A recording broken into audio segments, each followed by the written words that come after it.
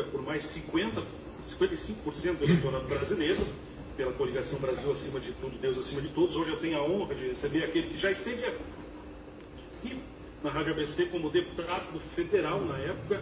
Foi o primeiro grupo de comunicação a entrevistar o pré-candidato Jair Bolsonaro, pré-candidato à presidência da República, e hoje eu recebo o presidente do Brasil, Jair Bolsonaro. Senhor Jair Bolsonaro, seja bem-vindo. Bom dia, presidente. Bom dia, obrigado pela oportunidade e um grande abraço a todos os nossos amigos do Rio Grande do Sul.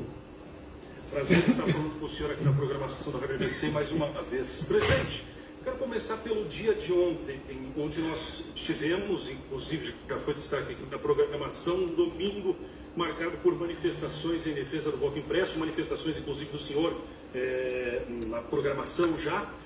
Como é que o senhor avalia o dia de ontem e também a inclusão do voto impresso no sistema eleitoral, presidente Bolsonaro? Olha, o que eu gostaria que acontecesse, bem como uma parte considerável da população, que nós tivéssemos eleições democráticas. Ninguém está falando que não quer eleição. Nós queremos, mas eleições limpas. O que a gente não pode admitir que o ministro Barroso participa da soltura do Lula. Depois participa também de uma forma de torná-lo elegível. E ele mesmo é que vai contar secretamente os nossos votos numa sala no TSE. E todo ato público, todo ato administrativo tem que ser público. E a contagem pública dos votos se faz necessário. E nós estamos oferecendo ao Brasil a possibilidade de que cada um eleitor tenha certeza que o voto a que ele der, esse voto será contado. Você pode ver, o pessoal me cobra prova de fraude. Olha, os indícios levam à prova. Você pode ver, em São Paulo, as eleições do ano passado, capital, o 0,39% dos votos, o sistema travou e ficou parado por mais de uma hora. E quando parou, tinha uma classificação do primeiro ao oitavo, com um percentual de votos dentro daquele universo de 0,39. E quando destravou o sistema lá na frente, esses mesmos, nessa ordem, foram mantidos. E mais ainda, os mesmos percentuais. Isso é impossível acontecer. A chance seria a mesma que você ganhar várias vezes na Mega Sena sozinho. Quer indício maior do que esse? De que as eleições de São Paulo foram mais do que suspeitas? Bem como por todo o Brasil. Várias pessoas reclamando que iam apertar a tecla 17, aparecia a foto de outro cara. Ou apertava o 1, já aparecia a foto do Haddad. Então isso aconteceu largamente no Brasil. E eu acredito que só fui eleito porque tive muito voto no Brasil. Então nós queremos acabar com essa dúvida, porque afinal de contas, eleições sob suspeição causam problemas. E nós não queremos problemas para o Brasil. E é uma coisa que está alertando há mais de um ano de antecedência. Bom, essa manifestação do senhor ontem, presidente, sem eleição limpa, não haverá eleição. Essa frase que o senhor disse em uma das manifestações, se eu não estou enganado, na Avenida Paulista, se confirma? Confirmo, não haverá eleições democráticas. Agora, se eu acho que você, qualquer um, quer eleições limpas. Você não quer votar num vereador no teu município e depois, no final das contas, ver que ele teve 0 votos. Isso aconteceu largamente no Brasil. Agora, sem eleições limpas, democráticas, não tem eleições de verdade. Tem uma farsa. Tem algo que pode se chamar de tudo, menos de eleições. Essa é a verdade. Sim. Que o Barroso, o ministro, devia ser o primeiro a estar do lado do povo brasileiro. E não simplesmente falar que eu não quero. Quem ele pensa que é, para dizer que a vontade dele tem que ser a que vale no Brasil. Ele virou semideus? Ele acha que ele é intocável? Ele é o dono da verdade? Quem o senhor Barroso pensa que é? Todos os poderes têm limites. Eu tenho limites. O Legislativo tem. Por que alguns do Supremo acham que são os donos da verdade, podem tudo e ninguém pode reclamar de nada? Então eles têm que baixar, ele tem que baixar a crista dele um pouquinho, tá? E se adequar à realidade. Você pode ver uma coisa, Estava tudo certo para aprovar na comissão especial. O senhor Barroso vai para dentro do parlamento brasileiro, se reúne com vários líderes, e depois da reunião, a maioria desses líderes troca os integrantes da comissão por aqueles que vão votar contra a PEC do voto impresso. Isso é uma interferência clara do que está acontecendo. O que o Barroso quer? Ele quer as eleições que possam ser manipuladas, ou, no mínimo, gerar dúvidas no futuro. E nós não queremos isso. Nós queremos o voto democrático, eleições democráticas, onde a vontade popular passe a valer de fato. E repito aqui, não pode meia dúzia de servidores do TSE, juntamente com o presidente, o ministro Barroso, contar os votos numa sala secreta, onde ele anuncia o resultado que achar que é o verdadeiro, porque as urnas não são auditáveis, e fica por isso mesmo. O povo brasileiro não vai aceitar uma eleição realmente sob suspeição. Se depender do plenário do Congresso, deputados, senadores, por maioria, eles acompanham, e o senhor tem conhecimento disso, eles acompanham o pensamento do senhor, presidente? Eles já aprovaram propostas semelhantes em várias oportunidades no passado, em várias. Uma última foi uma proposta minha de mais pessoas em 2016, quando o presidente da Câmara era ainda o Eduardo Cunha. Tá? Então ele sabe da importância disso daí. Você pode ver, eu acho que eu tenho influência política no Brasil, por ocasião das eleições. Eu apoiei duas senhoras candidatas a vereadora em São Paulo. Uma teve 16 mil votos, outra teve 3 mil votos em São Paulo. Um universo aí, se eu não me engano, próximo aí à capital, a 10 milhões de eleitores. Não tem cabimento isso aí. Tá? E fica por isso mesmo. Tá certo? Reclamações em todo o Brasil. Agora o parlamentar, ele é sensível a esse movimento de rua. Ele sabe que essa votação não é secreta lá, para você escolher aí o voto impresso, né? Ele sabe que é público isso aí. Então ele costuma atender à vontade popular. E o que eu sei da Câmara, que eu conheço com bastante profundidade, teremos votos mais do que suficientes para aprovar aí a PEC do voto impresso. Agora, se você mata lá na comissão, fica difícil essa PEC prosperar. Bom, mudando um pouquinho de assunto, presidente, CPI da Covid, CPI da pandemia, que volta amanhã, inclusive a ter os seus trabalhos após o recesso, trabalho retomando. A CPI da Covid, CPI da pandemia, até que ponto ela perturba, ela atrapalha o andamento do governo e a retomada principalmente econômica do país, presidente Bolsonaro? Apesar do perfil de Renan Calheiros, com 17 inquéritos supremos, o perfil de Omar Aziz, acusado de desviar 260 milhões da saúde em Manaus, apesar do perfil do Randolfo Rodrigues, de um agitador, de um universitário sem compromisso com a carreira, a CPI atrapalha sim, tem gente que acredita. A grande mídia dá como verdade qualquer coisa que aconteça na CPI que aponte na direção do governo. Estão tentando o tempo todo querer me acusar de corrupção pela compra de uma vacina que não chegou uma dose sequer no Brasil, que não gastamos R$1 para adquiri-la.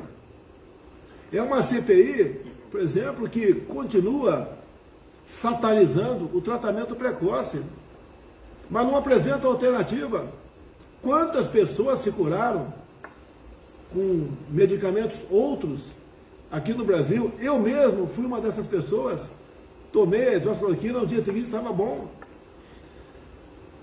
No Senado americano, as coisas estão sendo feitas realmente com responsabilidade. Eles estão em cima da origem do vírus, bem como vários senadores americanos falam que o tratamento precoce deu certo em vários estados mexicanos. Lá sim se procura uma solução para evitar, uma forma de evitar o número de mortes. Quando eu aqui autorizei a Copa América no Brasil, o Renan Calheiros falou que seria a Copa da Morte. 30 dias depois, quando acabou a Copa América, tá, o número de mortes tinha diminuído drasticamente. Então uma CPI que já tem um relatório pronto, quer me enquadrar como genocida. Agora, uma CPI que não quer apurar desvio de governadores. E isso ocorreu largamente no Brasil. Foram mais de 100 operações da Polícia Federal. É uma CPI que você pode ver não só Omar Aziz, bem como o irmão de Renan Calheiros, Renildo Calheiros, e o nosso querido senador Randolfo Rodrigues, apresentaram emendas a uma medida provisória nossa, que visava estender a governadores e prefeitos a possibilidade de comprar vacinas sem a certificação da Anvisa e sem licitação. Seria uma festa por parte de alguns governadores e prefeitos, que não estou acusando a todos aqui. Seria uma festa. E quem ia pagar a conta era o governo federal. Iam comprar vacina de qualquer país do mundo. E a Anvisa seria esquecida nesse momento. No momento que lá atrás, inclusive, nós vivíamos sobre a preocupação dessas vacinas que estavam em fases experimentais. E eu disse claramente lá atrás que nós só podemos comprar vacina, só compraríamos depois que ela fosse aceita pela Anvisa e só pagaríamos depois que ela chegasse ao Brasil. Então uma CPI política, como quase todas as CPIs em câmaras municipais, Assembleia Legislativa, como quase todas, acontece. Tem um objetivo político claro. Bom, presidente, virando um pouquinho a chave também, falando agora sobre as mudanças que aconteceram na semana passada do governo. Faltando 12 minutos para as 10 da manhã, o presidente Jair Bolsonaro, falando com exclusividade à Rádio ABC na manhã deste dia 2 de agosto. Sobre as mudanças que ocorreram na semana passada, por que a troca de algumas pastas, como, vou usar o exemplo, o Nix Lorenzoni, gaúcho, nosso conterrâneo, indo para o Ministério do Trabalho, e também a chegada do Ciro Nogueira, do chamado Centrão. Por que ocorreu isso? Questões políticas? Como é que o senhor analisa essa situação, já que deu a caneta para que ocorresse essas trocas? O melhor funcionamento do Poder Executivo. O Nix Lorenzoni é meu amigo de muito tempo. Ele eu chamo de marinheiro de a primeira viagem. Ele esteve comigo 2 anos antes das eleições, esteve comigo. E eu falo para ele, já que você é meu amigo, você é meu coringa aqui. Você vai para qualquer lugar para apagar um incêndio ou resolver um problema. E ele tem se comportado muito bem. Uma pessoa excepcional, o Nix Lorenzoni. E nós aqui estamos com problema de emprego no Brasil.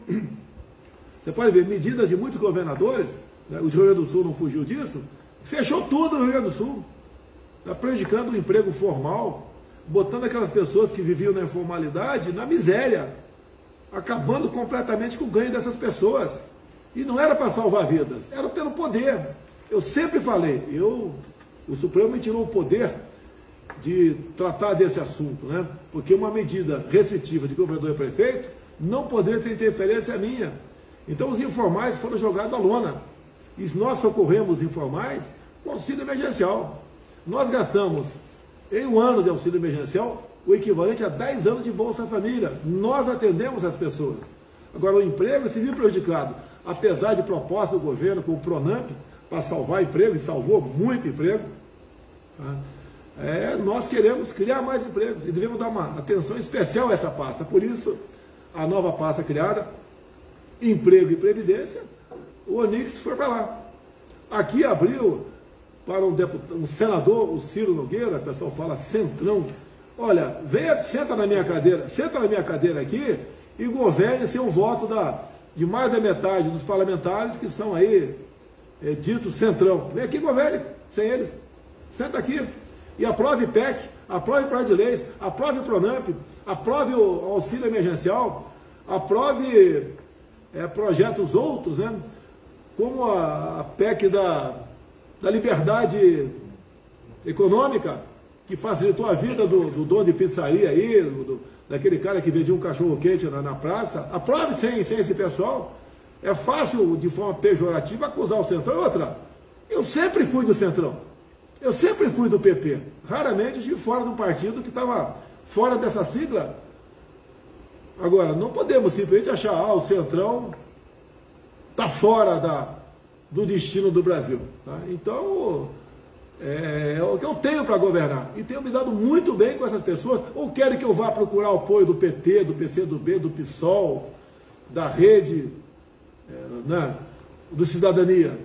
É fácil falar, né? Agora, querem que eu haja dentro das 4 linhas da Constituição, estou agindo, eu trabalho dentro das 4 linhas, mas do meu lado, em 90% do que eu quero fazer em Brasília, eu dependo do parlamento.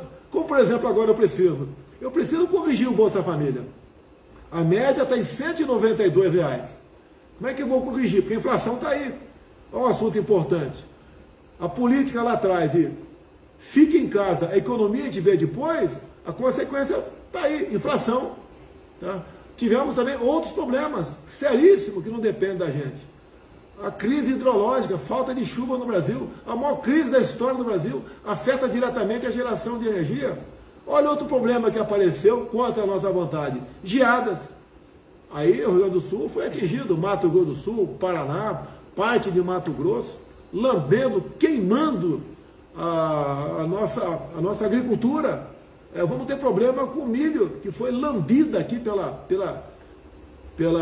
geada, a plantação de milho no Brasil. Isso vai influenciar onde a plantação de milho?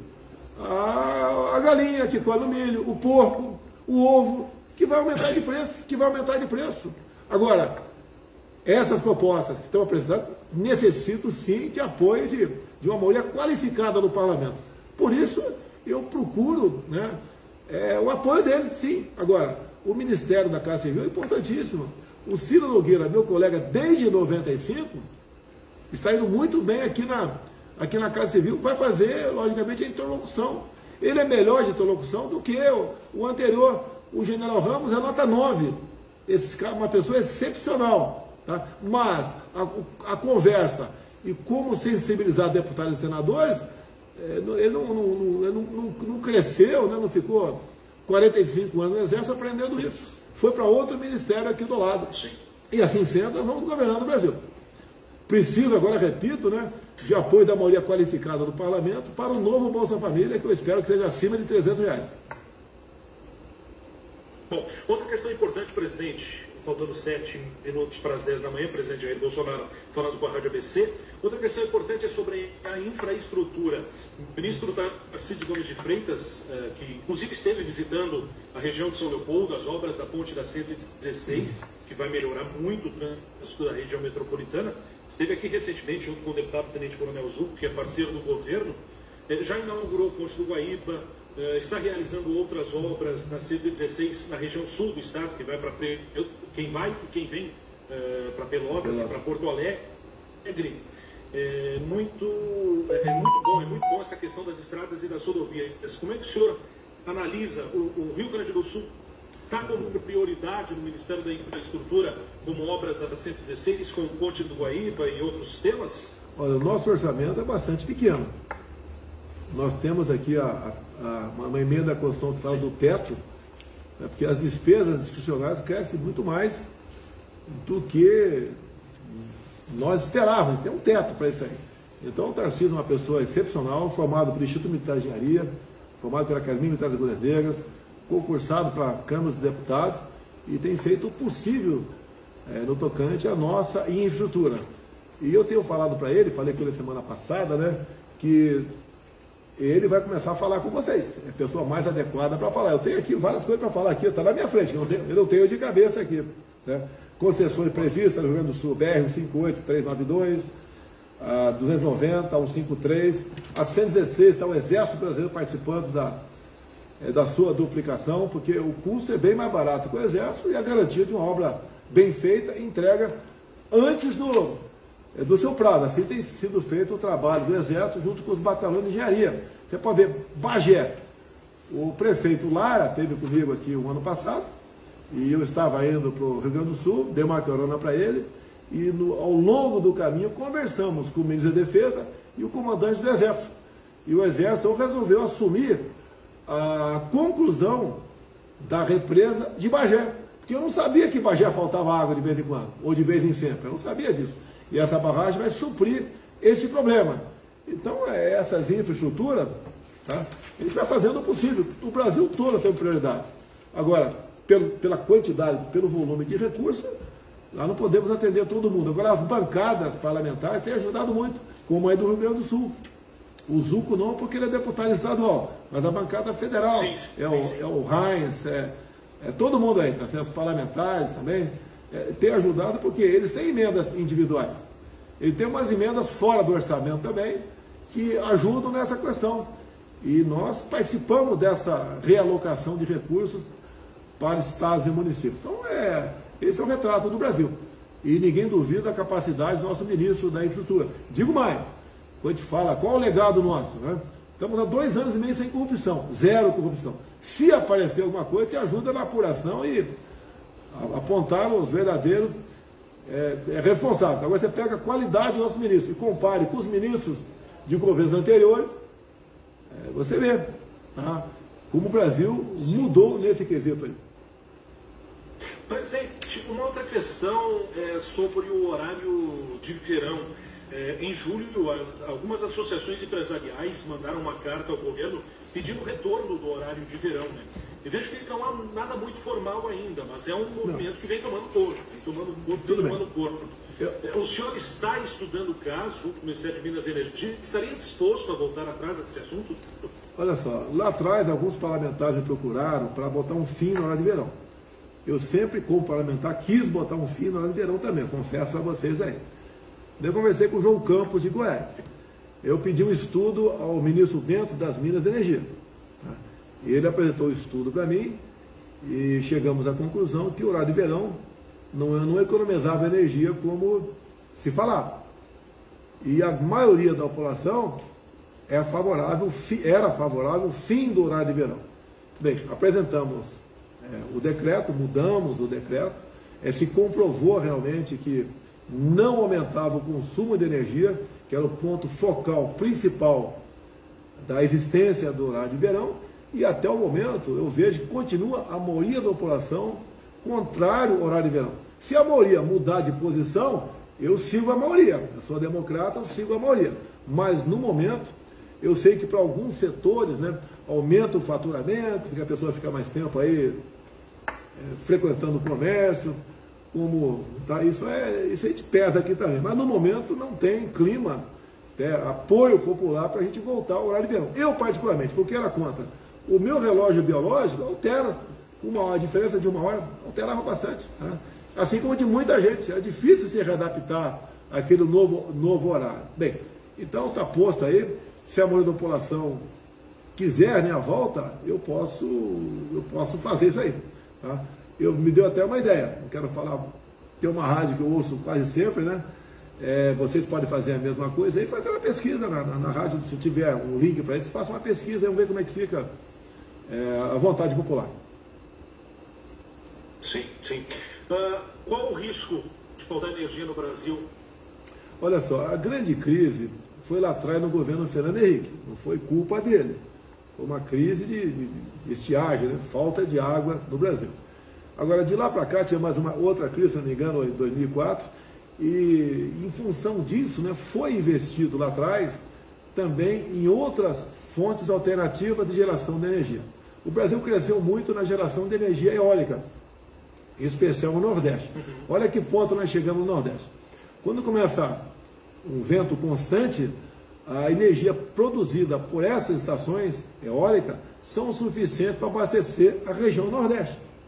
Investimos também em outras, eu particularmente, desde o início do governo nosso, mandei zerar os impostos de importação de placas fotovoltaicas, para quem quiser colocar aí um telhado para gerar energia, né, faça de forma mais barata. Estamos aqui ultimando a conclusão da usina de Angra 3, que foi muito prejudicada lá atrás com aqueles movimentos contra a energia nuclear, em especial o pessoal da esquerda, né? Muito prejudicado. Estamos investindo também em biomassa. Estamos vendo muita gente, fazendeiros, aplicar na sua propriedade aí essa que a gente chama de pequena fazenda com placas fotovoltaicas, como por exemplo o estado do Paraná, do governador Ratinho Júnior aí. Ele tem dado um estímulo enorme para PCHs, pequenas centrais hidrelétricas. Então isso tem ajudado bastante. Então cada vez mais a gente depende um pouco menos, né, da energia que vem das hidrelétricas. Mas, segundo o Ministério das Minas e Energia, o nosso almirante Bento, ele disse que nesse ano não teremos racionamento, não teremos falta de energia. Mas sempre pede a todos, como eu peço agora, quem porventura tiver uma luz acesa mais na tua cara, por favor, apaga essa luz lá na ponta da linha, vai fazer a diferença. E quando nós botamos uma bandeira vermelha, que cobra-se um pouco mais na energia elétrica, não é maldade do governo, é para poder pagar a energia que vem das termoelétricas, que é muito cara, que vem aí de óleo diesel, em grande parte, né? E o objetivo é esse. Não estamos tendo sorte nessa questão. Peço a Deus aí que nos ajude, mandando água para o Brasil. Com certeza. Presidente, uma questão em relação às vacinas agora, na área da saúde.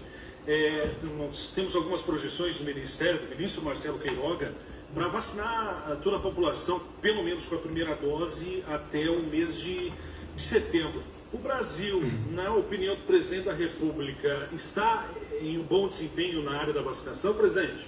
Tirando os países que produzem vacina, o Brasil é o melhor país nesse quesito. Alguns falam que devia ter comprado vacina no ano passado. Eu te pergunto, quem estava vendendo vacina no ano passado? Alguns estavam vendendo para entregar no final de 21.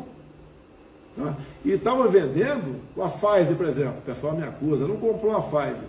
Tinha um item no contrato da Pfizer que dizia o seguinte: não nos responsabilizamos por qualquer efeito colateral.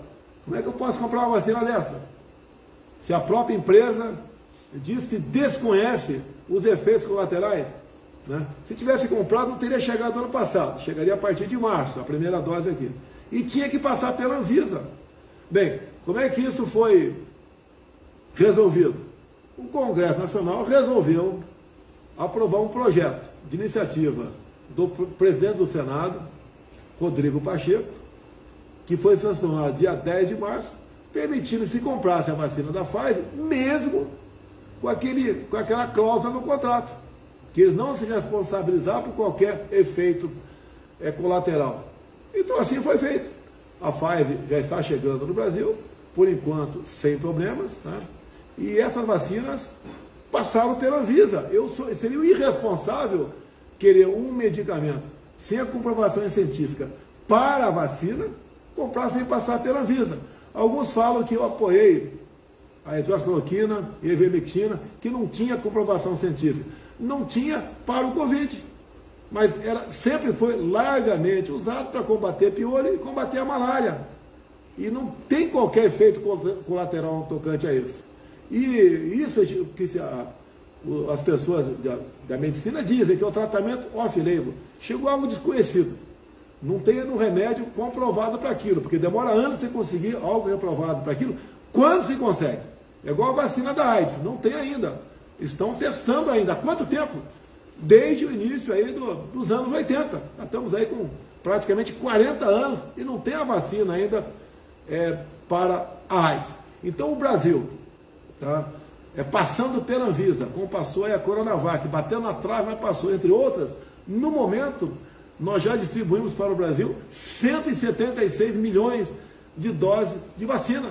Já foram aplicadas 140, de 176 distribuídas, 140 já foram aplicadas. Logicamente, muitas dessas são a primeira dose. Mas o Brasil está indo muito bem, sim. É o melhor país do mundo, tirando aqueles que produzem nesse quesito. No Rio Grande do Sul, né? O ministro... Desculpa. Não, aí no Rio Grande do Sul distribuídos 10 milhões de doses e aplicadas 9 milhões. Tudo trabalho do governo federal. Marcelo Queiroga vem fazendo um bom trabalho, presidente, na avaliação do senhor? Olha, é difícil fazer um bom trabalho na saúde, né? Porque além dos problemas que nós sempre tivemos com a saúde, teve a pandemia também.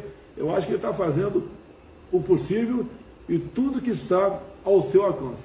Ele pegou o trabalho muito bem feito pelo general Pazuello na saúde, e porque todos os contratos foram feitos lá atrás, quase todos lá atrás. Tá?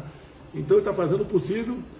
O governo federal fez a sua parte na pandemia, distribuiu dezenas de bilhões de reais para governadores e prefeitos.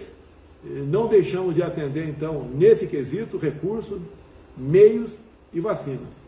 Então, estamos fazendo a nossa parte, estamos, no meu entender, nos saindo muito bem. Sobre eleições ainda, presidente, nós temos, população gaúcha, da qual o senhor está falando, nós temos um governador, Eduardo Leite, que vem se apresentando como pré-candidato, como uma terceira via. A gente sabe de nomes como João Dória, nomes que estão dispostos a concorrer à presidência da República no próximo ano.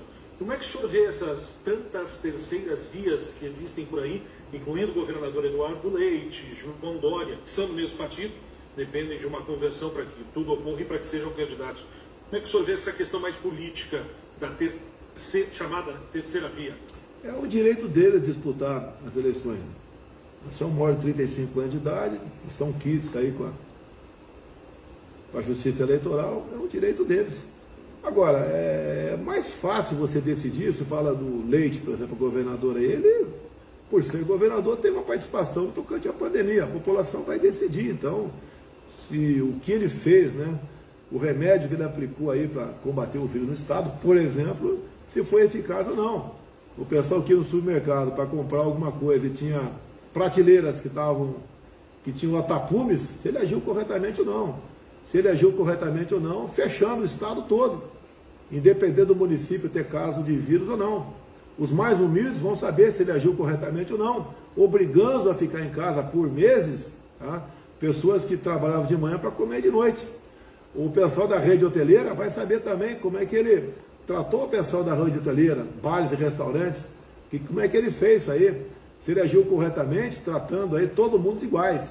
Se ele agiu corretamente, dizendo que o pessoal vai ficar dentro de casa, que o vírus vai embora. Tá? Inclusive as últimas declarações dele também é de cunho pessoal, não entro nessa área aí, vai decidir isso aí. Eleições é isso. Agora, o que nós queremos, eu não sei se o Eduardo Leite pensa da mesma maneira também, o que eu quero é um voto democrático e eleições limpas e transparentes no ano que vem. Nada de dúvida por ocasião das eleições. A alma da democracia é o voto popular contado, né, de forma pública. No mais aí, quanto mais candidato tiver, no meu entender, mais opção para o povo. No estado do Rio Grande do Sul tem uma peculiaridade. Nós temos dois pré-candidatos também, Onyx Lorenzoni e senador Reis. O Onyx, ministro do governo do senhor, como disse, fiel escudeiro ao governo Bolsonaro, e o Reis também, senador da República, fiel escudeiro ao governo Bolsonaro. Inclusive o estado fez campanha com o senhor. E aí, presidente, quem é que o senhor vai apoiar se concorrerem ao governo do estado, do Onyx ou Reis? Olha, eu me dou bem com os dois, há muito tempo. O Reis, né, teve comigo no Partido Progressista há muito tempo. O Onyx, é o que eu disse para você, né, conhecia de parlamento, sim, e 2 anos antes das eleições ele acreditou em mim. Eu gosto dos dois. Tá? Eu acho que os dois aí têm crédito junto aos eleitores do Rio Grande do Sul. É uma escolha de Sofia da minha parte. Vamos deixar para sofrer mais tarde no tocante a isso. Mas sou eternamente apaixonado pelo Onyx e pelo Reis. Tá certo, tá certo. Presidente, sobre partido, o senhor já falou do PP, que inclusive esteve presente um bom tempo nesse partido, Progressistas, que é o partido, inclusive, do senador Reis. Uma questão: qual partido o senhor, para qual o partido, vamos lá assim, o senhor deseja ir, mesmo sabendo que do lado de lá precisa o sim também, precisa o ok também, precisa... Não, nós recebemos o senhor. Mesmo, é igual casamento, né? O casamento também precisa do sim no altar. É mais ou menos desse jeito. E mesmo com o sim, às vezes dá problema, né? Aí ainda dá problema, tá certo? Eu tenho conversado com alguns partidos, o próprio PP eu tenho conversado, como você disse, você já respondeu por mim, né? O outro lá tem que aceitar também. E, obviamente, eu tenho interesse em indo para um partido, eu tenho interesse. Tá? Por exemplo, eu gostaria de ter a legenda para governador de São Paulo, tá? A legenda para governador do Rio, uma legenda para uns 8 senadores do Brasil. Se chegar num acordo nesse sentido, e for bom para outra parte, e eu acho que é bom para outra parte, que a gente veio com um capital político muito bom, a gente faz o casamento e tem a certeza que a gente vai ser feliz por um bom tempo. O que eu busco, então, é ser obrigado a ter um partido para poder concorrer, né? Não estou fazendo campanha, quero estar em condições de, se achar que é o caso, concorrer, já ter um partido. E a definição tem que vir no máximo, em março. Para mim tem que vir antes, porque se eu pensar em disputar uma eleição, tem que fazer uma bancada. E tem uma outra situação complexa. O Congresso está discutindo uma nova lei eleitoral. Se vai ter o distritão, se vai ser a forma que está aí, como vai ser. Você pode ver, se aprovar o distritão, cada partido aí dentro do estado vai lançar um número mínimo de candidatos. Por exemplo, Rio Grande do Sul, cada partido pode lançar até 50 candidatos. Vai lançar no máximo uma meia dúzia. Porque se lançar 50, pulveriza, ele não entra na lista dos primeiros, né, para integrar o parlamento. Não chega ninguém. Agora, imagine você pega num partido grande do Rio Grande do Sul, em vez de 100 candidatos, em vez de 50 candidatos, vai falar para 44, vocês estão fora, só esses 6. Dos 44 vão falar, com que critério você botou apenas esses 6 candidatos? Olha a complicação, é mais um problema, é mais um complicador que aparece aí que eu não sei como é que o parlamento vai resolver. Quando se fala em eleições, né, lei eleitoral, isso aí praticamente é privativo do parlamento. A gente, do lado de cá, o Poder Executivo pouco fala. Sim, sim. Uma questão bem pessoal do senhor, mesmo sem eleições com o voto democrático, vou usar assim, o senhor concorre igual? Olha, a gente não pode disputar mais eleições, perder e reclamar depois. Você pode ver, suponha que seja mantido o atual sistema que está aí. Suponha que eu concorra e perca, mesmo com vários indícios de fraude, como tivemos em 2018, entre outras eleições. No final da linha, quem vai julgar o meu recurso? O Supremo Tribunal Federal. Preciso te responder alguma coisa? E olha o que está em jogo em 22. Não é apenas uma cadeira para a Presidente da República, é muito importante. Quem porventura ganhar as eleições, no primeiro semestre de 23, indica 2 nomes para o Supremo Tribunal Federal. Está respondido? Eu acho que eu não preciso complementar o perfil de quem vai para lá. Se aquele cara que tiraram da cadeia, que roubou o país aqui de forma descarada, que mandou bilhões de dólares para outros países, como Cuba, Venezuela, Angola, Bolívia, para fazer obras em outros locais. Lá não tem Tribunal de Contas da União, não tem Suprema Corte, tá? E se tem, está embaixo do braço do presidente, tá? Mandou para fazer obra, e olha quem foi o fiador dessas obras lá fora, o próprio governo federal. Tá? O trabalhador que gosta tanto de defender o Lula, tá? Tive que o ano passado, via FAT, Fundo de Amparo ao Trabalhador, pagar juros que a Venezuela não pagou. A grande mídia não divulgou isso aí. Então, o Maduro não está pagando nada das obras que a Odebrecht, via BNDES, fez na Venezuela. Como o metrô de Caracas. Ele vai pagar. É lógico que não vai pagar. É fácil. Eu perguntaria para quem está nos ouvindo aqui, no lugar do Maduro, tu pagaria essa conta? Eu tenho certeza que vão falar, não pagaria. Trouxa quem emprestou para nós. E quando você fala em Venezuela, as estatais têm fundos de pensão. Os Correios têm o tal do Postales. E esse fundo de pensão trabalha no mercado para que o seu fundo, né, aumente para poder pagar os aposentados. De quem os Correios, na época de Dilma e Lula, compraram papéis? Da Venezuela. O que aconteceu? Compraram papéis de empresa da Venezuela. O que aconteceu com as empresas? Já estavam quebradas. Então a desgraça no Brasil foi enorme. E alguns querem ainda botar de novo na cadeira aqui presidencial aqueles que afundaram o Brasil lá atrás. E olha só, já que vocês estão falando com o Rio Grande do Sul, eu estive em 2019 na Argentina, tá? E tínhamos eleições pela frente lá. E eu falei, se a turma da Cristina Kirchner voltar, teremos uma operação acolhida no Rio Grande do Sul, a exemplo que Roraima tem para atender os venezuelanos. E a classe rica da Argentina já começou a deixar o país. Já tem gente morando no Rio Grande do Sul. A parte rica. Os mais pobres vêm depois, como estão vindo da Venezuela para o Brasil. E olha que chegam centenas por dia, lá em Pacaraima, né, uma cidade vizinha lá da Venezuela. A maioria são mulheres, que vêm com uma mala na mão, 2 filhos na outra mão, às vezes um filho na barriga e uma trouxa de roupa na cabeça, pedindo, pelo amor de Deus, um prato de comida para nós brasileiros. fugindo do paraíso do socialismo. E deixe bem claro, tem vídeos aí do Lula participando da eleição de Chaves e de Maduro, dizendo que eles eram socialistas e pessoas muito preocupadas com o pobre. É isso que nós queremos para o Brasil? Peço a Deus, né, que não se agrave a questão da Argentina. Costumo dizer, com os nossos irmãos, rivalidade apenas no futebol. Mas é ver o que está acontecendo. Olha o homem do campo, o pessoal do agronegócio, o que está acontecendo com os seus irmãos lá na Argentina. Há pouco a Argentina decretou por 30 dias a proibição de exportação de carne. O que o presidente aí fez com essa medida? Vamos deixar de exportar carne por 30 dias para baratear o preço para a Argentina poder comer carne. Resumo da ópera: faltou carne e o preço subiu. Olha que ele fez, um imposto que ele fez nos produtos aí do campo. Um imposto absurdo.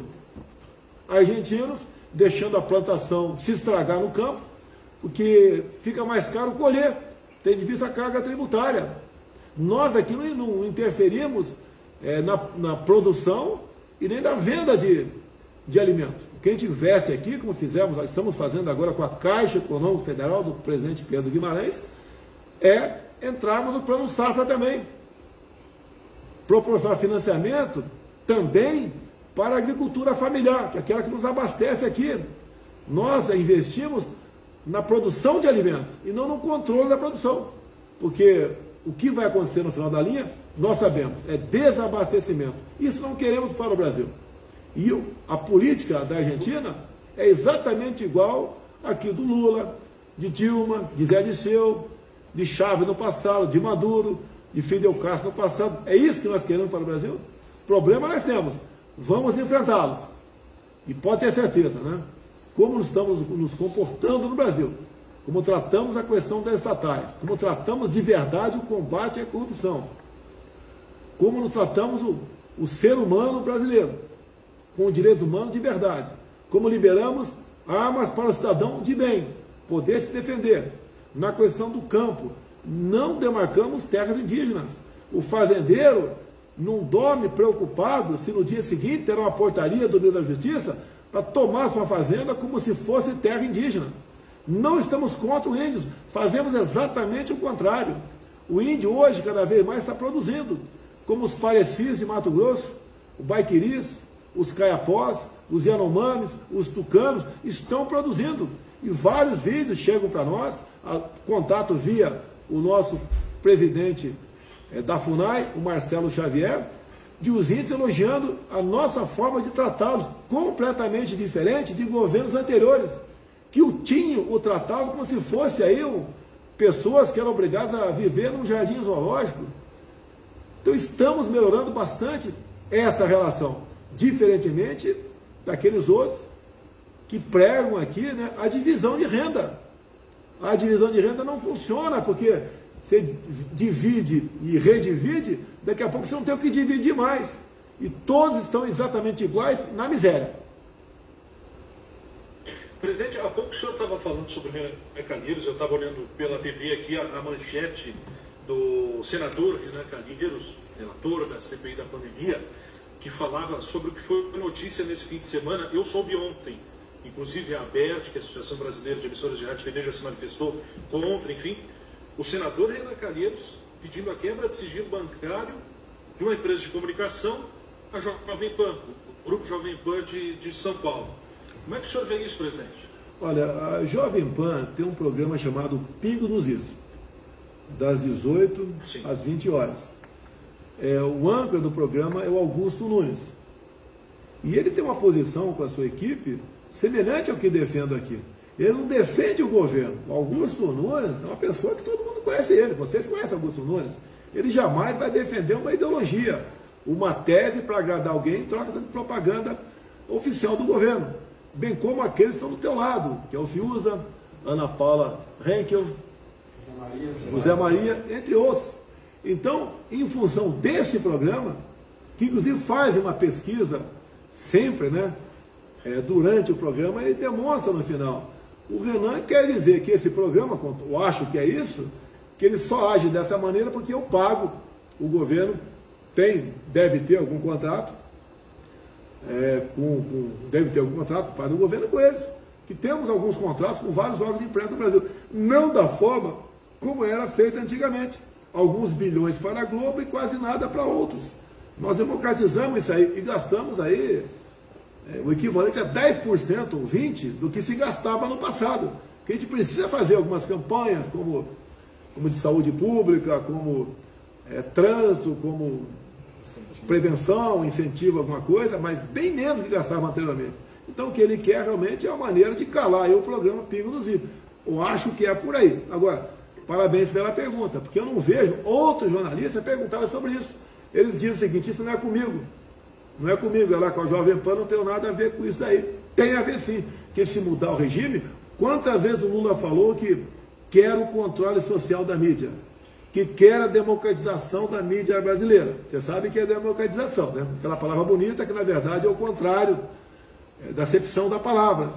É isso que está acontecendo. Agora o Renan entrar nessa, cada vez mais parece que está a serviço de alguma coisa. Nós sabemos que ele é intimamente ligado com o Lula. E ele declarou no início da CPI que a sua CPI não apuraria desvio de recursos.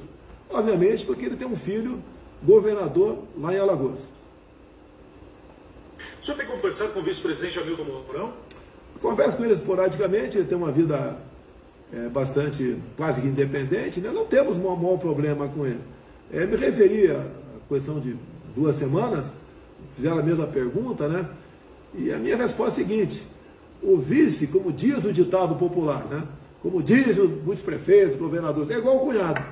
Você casa com uma mulher maravilhosa, né? Mas o vice vem junto. Mas o vice aqui não tem atrapalhado em absolutamente nada. Não discutimos ainda com profundidade qual o futuro político dele. É uma pessoa que tem feito o seu papel aqui. Vice dos sonhos, né? É aquele que, como dizem também, seria o Marco Maciel. O Marco Maciel é o vice dos sonhos. É difícil ter um vice como esse, mas o Mourão não tem atrapalhado não. De vez em quando aí ele fala alguma coisa que vai de contra aí os interesses do governo, mas faz parte da regra do jogo. Não podemos ter um vice também que se esconda de tudo. Ele dá a sua opinião, às vezes atropela o governo, mas a gente vai convivendo aqui sem maiores problemas. Presidente, para encerrar, 2 perguntas em uma só. Nos próximos meses de governo, qual o seu maior sonho? E eu vou emendar com uma outra. O senhor fez algo que você entendeu? O maior sonho nosso é botar um fim na questão da pandemia. O emprego formal tem melhorado bastante. Acredite se quiser, né? Nós terminamos 2020, ano da pandemia, né? Com mais empregados com carteira assinada que 2019. No corrente ano, a média mensal de criação de novos empregos se aproxima a 300 mil.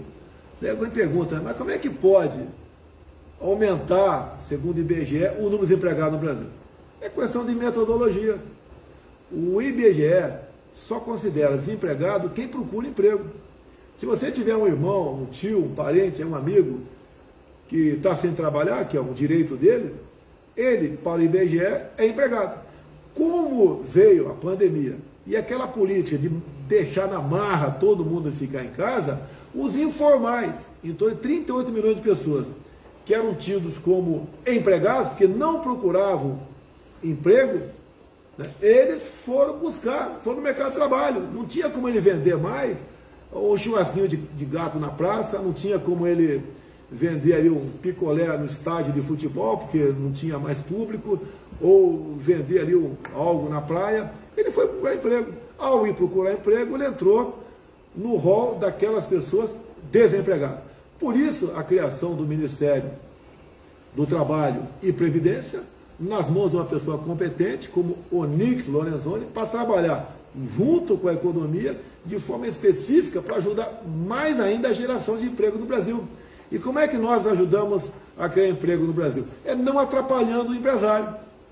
Nós fizemos com o Rogério Marinho lá atrás, que era secretário do ministro Paulo Guedes, a simplificação, né, uma verdadeira limpeza nas NRs, as normas regulamentadoras. Eram mais de 6 mil itens que qualquer fiscal podia chegar numa empresa e multar o patrão. Só acredite se quiser, acredite. Só no quesito banheiro, o fiscal chegava numa empresa com 40 e poucas normas regulamentadoras para punir o dono daquela empresa. Então era o tipo de papel higiênico, a largura da porta, a altura da pia. Tá? Isso tudo levava em conta. Se tivesse um alojamento, levava em conta a espessura do colchão, o afastamento entre uma beliche e outra, etc. Então, nós fizemos isso e ajudou a geração de empregos, como o Pronamp, como disse, como, por exemplo, aquela conhecida como a MP da Liberdade Econômica, que facilitou a vida do pessoal a pedir emprego. Muitas vezes a pessoa entrava com um pedido de alvará e aquilo ficava eternizado lá no secretário do município. O que nós fizemos naquilo lá? Você entra com um pedido para abrir, por exemplo, uma pizzaria pequena no teu município, se em 30 dias o município não se manifestar, você pode trabalhar. É assim que nós colaboramos com a geração de emprego do Brasil. É o velho jargão, né? Tirar o cangote, tirar o Estado do cangote de quem quer produzir. Sim. Bom, presidente Jair Bolsonaro, 10h27, eu quero agradecer ao senhor por falar com exclusividade à Rádio ABC. Obrigado por ter aceitado o convite. Um abraço a Joana Martins, que é sua assessora, que combinou tudo conosco. E lembrando, nós recebemos o senhor como deputado federal, recebemos o senhor como pré-candidato, primeiro do Estado a receber um pré-candidato na época, Jair Bolsonaro, e hoje falando como presidente da República aos microfones da Rádio ABC, aos gaúchos. Presidente Jair Bolsonaro, sempre à disposição. Um abraço para o senhor e como o senhor me recebeu, eu faço aqui, ó. Continência. Muito obrigado, um abraço dos gaúchos e um beijo nas gaúchas. Valeu!